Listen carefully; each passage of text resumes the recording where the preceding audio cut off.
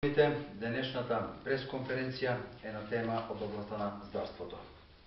Почитувани граѓани, министерот за здравство и власта ги кријат своите слабости во здравството и катастрофалните последици од нивните политики со критиките кон лекарите околу мој термин. Нема нови болници, нема минимум достоинствени услови за пациентите, нема минимум цивилизирани услови за работа на медицинскиот персонал. Нема минимум хигиенски услови, а не пак професионални.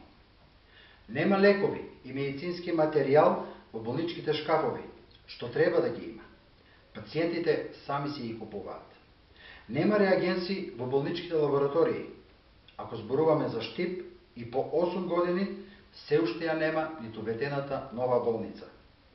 Нема ни одговор од Никола Тодоров, зошто сето ова што мора да го има, го нема. Тодоров, во вакви околности, за да го дефокусира проблемот, најави казни за лекарите.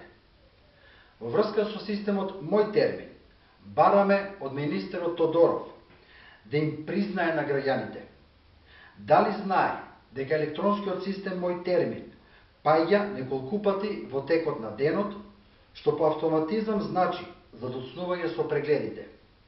Ако знае, а знае, зошто не превзема ништо?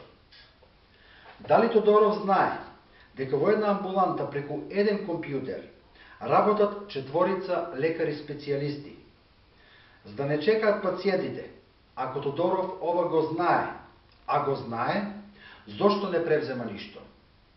Бидејќи Тодоров го претвори медицинскиот персонал во администрација, воведе задолжително пополнување на така наречените клинички патеки, обврска за снимање на операции, комисии за утврдување на неопходноста од извршување хируршка интервенција.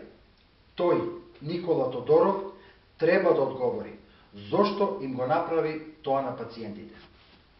За долгите чекања на преглед, долгите чекања за рентгенски снимања, за оправданата нервоза на пациентите, за притисоците под кои што работат лекарите и медицинскиот персонал, Никола Тодоров треба прво себе си да се казни.